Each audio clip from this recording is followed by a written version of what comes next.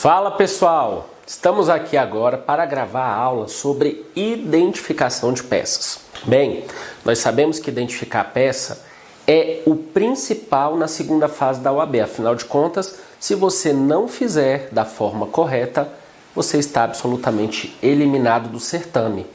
Então eu vou te dar algumas dicas no penal que não tem como você errar a peça se você tiver atenção na hora de fazer a identificação. Vamos lá! Queixa-crime. Como é que eu identifico que a minha peça é uma queixa-crime? Pessoal, você será procurado pela vítima. Não tem outra peça a não ser a queixa para que o advogado possa mover uma ação em face do agressor, em face do ofensor. O que é importante lembrar quando eu falo em queixa? Qualquer delas, a vítima poderá me procurar. Todavia, no caso do artigo 236, a ação penal é personalíssima. Então, caso a vítima morra, a ação morre junto com ela. Não teria como o examinador colocar outra pessoa, além da vítima, para te procurar neste caso. Mas em se tratando de qualquer outra situação que seja queixa, seja ela ação penal privada ou subsidiária da pública, havendo a morte da vítima, e o problema vai ter que deixar isso claro, você será procurado ou pelo cônjuge, ou companheiro, ou ascendente, ou descendente, ou irmãos da vítima, para poder mover a ação. Ok? Segunda peça, defesa prévia. O problema para exigir uma defesa prévia terá que trazer obrigatoriamente o rito de drogas. E o problema, ao final, vai dizer que o acusado foi notificado. No rito de drogas, na notificação é cabível defesa prévia nos termos do artigo 55 da Lei de Drogas. Defesa preliminar.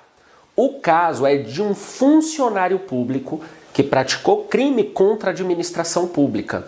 Neste caso, o funcionário público também será notificado.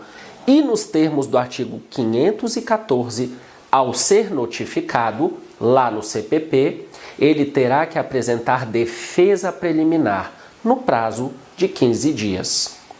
Citação. O réu foi citado e você imediatamente procurado como advogado para intentar a medida cabível. Resposta à acusação. Se for procedimento comum, 396 e 396A. Se for procedimento do júri, 406 e parágrafo 3º, lá do CPP. Teve audiência, terminou a audiência e o MP veio requerendo a condenação do réu. Veja, no procedimento que não envolve júri, nós temos o artigo 400, que vai dizer que após o interrogatório do réu, o juiz, lá nos termos do artigo 403, concederá a palavra às partes. E no parágrafo 3º, poderá conceder o prazo de 5 dias para apresentar alegações finais por memoriais. Então veja, o réu já foi citado, marcou audiência, ouviu testemunha e ao final o problema disse que o MP pediu a condenação. Você, como advogado agora, vai ser intimado para fazer o quê? Alegações finais por memoriais. Prazo 5 dias. Uma dica. O problema não tocou na palavra diligência. O fulcro da sua peça vai ser o 403, parágrafo 3º. O problema disse que da audiência ocorreu uma diligência. Anotem a palavra diligência. Se aparecer a palavra diligência, o fulcro das alegações deixa de ser o 403, parágrafo 3º, e vira o 404, parágrafo único do Código de Processo Penal. Ok? O problema agora, pessoal, está dizendo que o réu foi condenado. Se ele foi condenado, nós temos aí, assim que intimados, que interpor o recurso de apelação. No procedimento comum, 593, inciso 1, prazo da interposição, 5 dias. Se o réu passou pelo procedimento do júri e o conselho de sentença o condenou, nós também teremos que interpor apelação. 593, inciso 3. E aí nós temos que observar a linha A, a linha B, a linha C e a linha D. Prazo 5 dias. Se o problema narra Juizado Especial Criminal, Lei 9.099, crime de menor potencial ofensivo, e o réu também foi condenado, nós temos o recurso de apelação, artigo 82 da Lei 9.099, e o prazo aí é de 10 dias. Nós temos no rito do júri a impronúncia, e eu estou como assistente da acusação. Ou eu tenho uma tese absolutória muito forte e o juiz simplesmente ignorou e impronunciou o réu. Da impronúncia caberá a apelação nos termos do artigo 416, 5 dias. Se eu estou como assistente da acusação e o réu foi absolvido sumariamente e eu estou habilitado nos autos, apelação, artigo 416 do CPP, prazo 5 dias. Agora, eu estou como assistente da acusação não habilitado nos autos. Sobreveio uma sentença absolutória ou favorável ao acusado. Eu não gostei nada daquilo. Eu posso interpor recurso de apelação, mesmo não estando habilitado, nos termos do artigo 598, parágrafo único do CPP. Nós temos aí a possibilidade de se habilitar enquanto assistente da acusação naquele momento, já interpondo a apelação. Inclusive, essa foi a prova do 15º exame que reprovou muita gente porque o pessoal não sabia o que fazer, já que o cliente que te procurou não estava habilitado nos autos como parte. Então veja que neste caso é possível que o assistente da acusação não habilitado possa interpor recurso de apelação nos termos do artigo 598, parágrafo único, no prazo de 15 dias, contados do último dia que o Ministério Público tinha para apelar e não apelou. Nós iremos trabalhar isso no decorrer das nossas aulas. De outra sorte, o réu foi condenado, pessoal, mas veja, o próprio réu foi intimado. Não foi intimado da condenação de forma direta. O réu foi intimado. E a FGV disse que ao ser intimado, ele recorreu. Se o réu foi intimado, recorreu, e agora eu como advogado estou sendo intimado, eu deverei apresentar razões de apelação. Artigo 600, caput, prazo 8 dias, tá? E o meu cliente foi absolvido, tô feliz da vida. O MP recorreu. Eu fui intimado como advogado, eu tenho que apresentar contra-razões ao recurso de apelação.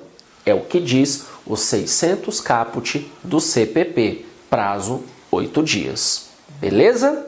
Então, aqui são as principais formas de identificarmos a questão do recurso de apelação.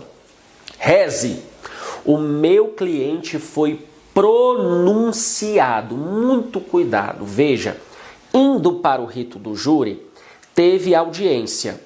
O MP pediu a pronúncia, requereu a pronúncia, pugnou pela pronúncia. Se o MP está pedindo a pronúncia, o advogado agora vai apresentar alegações finais por memoriais no prazo de até 5 dias, conforme determina o 411, parágrafo 4º, combinado com o 403, parágrafo 3º. Agora, o problema disse que teve audiência, que o MP se manifestou, que a defesa se manifestou e o juiz pronunciou. Se o problema disser o juiz entendeu pela pronúncia, o juiz pronunciou, o juiz decidiu pela pronúncia, aqui nós temos o recurso em sentido estrito nos termos do artigo 581, inciso 4 do CPP. Cuidado! A pronúncia ela pode aparecer como um pedido do MP e a defesa vai rebater através das alegações porque ainda não tem decisão.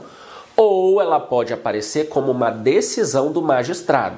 E contra a pronúncia, o recurso cabível é o rese 581, inciso 4. Lembrando, quando for rese, nós temos que pedir o juízo de retratação nos termos do artigo 589, caput do CPP. Então a gente faz a interposição, já pedindo a retratação, e o prazo é de 5 dias. Só que assim como a apelação, cuidado, pode ser que o seu cliente seja intimado e diga, quero recorrer. A FGV ela pode dizer a você que ao ser intimado da decisão, o réu recorreu. E agora você está sendo intimado. Se você está sendo intimado do que o seu cliente fez, você agora vai apresentar as razões de recurso em sentido estrito. E aí o prazo é de 2 dias, conforme determina o artigo 588 do CPP. Transitou em julgado e agora a gente está falando de livramento condicional, a gente está falando de unificação de penas, a gente está falando de saída temporária, a gente está falando de trabalho externo, a gente está falando de execução. Qualquer decisão que venha do juiz da execução, sendo que o rol de decisões está no artigo 66 da LEP, Lei 7.210 de 84, só pode ser atacada por um único recurso, agravo em execução, nos termos do artigo 197 da LEP. Então, muito cuidado, porque quando eu vou para o artigo 581, que traz as hipóteses do rese, a partir do inciso 11, nós temos ali situações que vão te encaminhar para a LEP. Vai aparecer assim, vide artigo tal da Lei 7.210, vide artigo tal da LEP. Quando isso aparecer é porque aquele inciso ele não admite mais o rese, o recurso é o agravo. Por quê? Porque toda decisão do juiz da execução só pode ser atacada por agravo em execução. Beleza?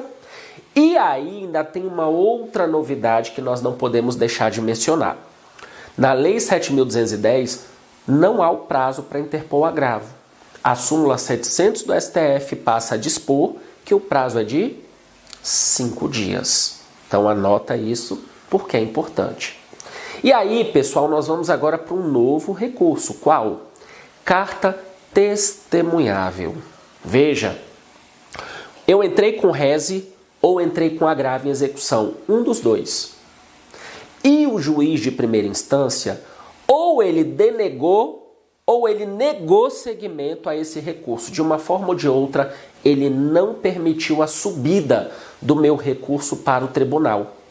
O 639, inciso 1 e inciso 2, diz que neste caso o recurso subsidiário cabível para destrancar o rese e o agravo em execução é a carta testemunhável, que deverá ser interposta em até 48 horas. Se eu tenho um recurso para o tribunal e os desembargadores, ao julgarem, não decidirem de forma unânime, eles julgaram a minha apelação, eles julgaram o meu rese, a decisão não foi unânime. 2 foram com a acusação e 1 foi com a defesa. Qual recurso cabível? Embargos infringentes e de nulidade, nos termos do artigo 609, parágrafo único do CPP, e o prazo dele é de 10 dias. Esse recurso é exclusivo da defesa. A acusação não pode utilizá-lo. Então, quando cabem os embargos infringentes? Quando há decisão não unânime desfavorável à defesa.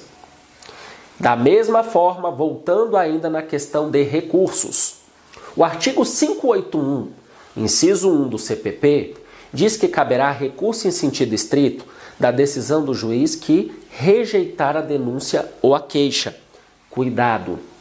Por que cuidado? Porque se eu estiver falando da Lei 9.099, crimes de menor potencial ofensivo, que são aqueles cuja pena máxima não ultrapassa os 2 anos, se o problema disser que nós estamos diante do juizado especial criminal, o artigo 82 diz que da decisão do juiz que não recebe a denúncia ou a queixa, caberá a apelação no prazo de 10 dias.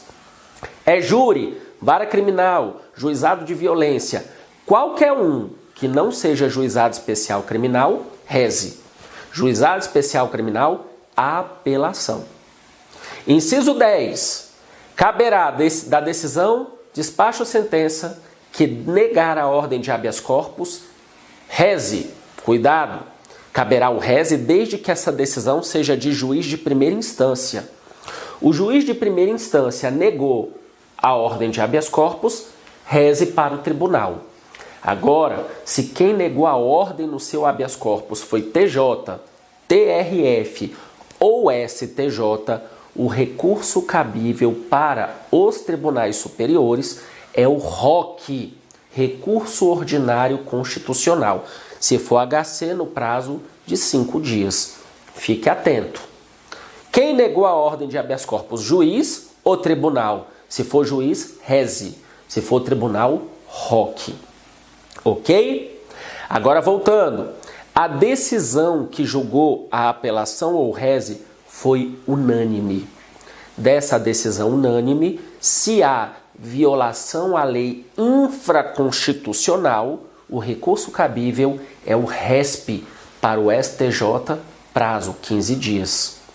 E se há afronta à matéria constitucional, o recurso cabível é o recurso extraordinário para o Supremo Tribunal Federal, prazo 15 dias. Então, muita atenção nestas circunstâncias. Ao final dos recursos, se eu tenho uma sentença, um acórdão obscuro, omisso, contraditório, então o meu acórdão não trouxe os pontos que eu precisei atacar. Ele simplesmente silenciou. Ou ele não é inteligível, ele traz uma linguagem, traz assuntos que não guardam pertinência com o fato e está obscuro, não me permite entender o que está naquela decisão. Ou ele é contraditório, ele vem dizendo que o réu deve ser absolvido, mas no final ele condena. O recurso cabível são os embargos de declaração. Se for juizado especial, artigo 83 da Lei 9.099, prazo 5 dias. Se for vara criminal, tribunal do júri, qualquer outra que não GCRIM e acórdãos, 382 e 619 do CPP, prazo 2 dias. Finalizando os recursos, nós temos o habeas corpus, que é uma peça que não cai, mas ele pode ser cobrado em questão. Lembrem, a coação ilegal está no rol do artigo 648 do CPP. Nós temos o mandado de segurança para proteger direito líquido e certo não amparado por habeas corpus ou habeas data. Por exemplo, eu me habilitei como assistente da acusação e o juiz negou a minha habilitação. O artigo 273 do CPP diz que não cabe recurso. Qual é a peça para atacar essa decisão do magistrado? Mandado de segurança. Prazo 120 dias decadenciais e nós estamos falando da Lei 12.016 de 2009. E por fim, revisão criminal. Quando o processo transitar em julgado e surgir uma nova prova de que o documento que deu origem à condenação é falso, de que o réu é inocente, ou que aquilo ali pode reduzir a pena aplicada ao réu, nós temos a revisão criminal nos termos do artigo 621 do Código de Processo Penal. E para finalizar, as peças de liberdade. Prisão em flagrante que seguiu a ritualística, liberdade provisória. Artigo 5º, inciso 66 e 300 da Constituição e 310, inciso 3 e parágrafo 1º do CPP. Nós temos uma prisão ilegal e o examinador pediu requerimento, relaxamento de prisão. Artigo 5º, inciso 65 da Constituição e 310, inciso 1 do CPP. Nós temos uma prisão preventiva ou temporária. E o motivo que deu origem a essa prisão não se mostra mais suficiente para mantê-la. A peça será a revogação de prisão preventiva ou de prisão temporária. Prisão preventiva, artigo 316 do CPP, combinado com 282, parágrafo 5º. E se for prisão temporária, artigo 5º, 66 da Constituição, combinado com o artigo 2º, parágrafo 7º da Lei 7.960 de 89. E também 282, parágrafo 5º, como a gente fala muito bem nas nossas aulas. E por fim, pessoal, uma dica extraordinária para você que vai fazer a segunda fase da OAB. Pegue o seu vademecum, abra o índice alfabético remissivo do Código Penal e de Processo Penal. Comece a marcar alegações finais, resposta à acusação, defesa prévia, interrogatório do réu, excludentes de ilicitude, excludentes de culpabilidade. Comece a marcar tudo o que você precisa no índice sistemático alfabético. Não fique procurando o artigo no vademecum, não fique folheando desesperadamente o artigo no vademecum, não. O seu índice alfabético é para te salvar. A sua prova vai ser feita por ele. É nele que você tem que se apegar. É com ele que você tem que ter todo o cuidado, amor e carinho. Então, se debruce sobre o seu índice alfabético sistemático. Marque as teses, excludente de ilicitude, marque queixa-crime, por quê? Lá já vai te dizer qual artigo que aquele instituto está. Isso vai te economizar um tempo enorme na segunda fase da OAB. Então, pegue o seu índice alfabético. Tem vademecums que trazem tudo no final, outros trazem logo após a disciplina. Então, de penal está após o Código Penal, de processo está após o Código de Processo, a Constituição, e marque. Marque lá devido processo legal, marque ampla defesa, marque contraditório, marque audiência, marque alegações finais, marque rito do júri, marque tudo que for importante para a sua prova, porque na hora de procurar os artigos, você não vai ficar folheando o Código de Processo e o Código Penal, não. Você vai abrir o índice remissivo e é lá que você vai buscar os artigos que você precisa em ordem alfabética, bem estruturado. Em breve, começaremos o aprofundamento das nossas aulas. Te vejo já!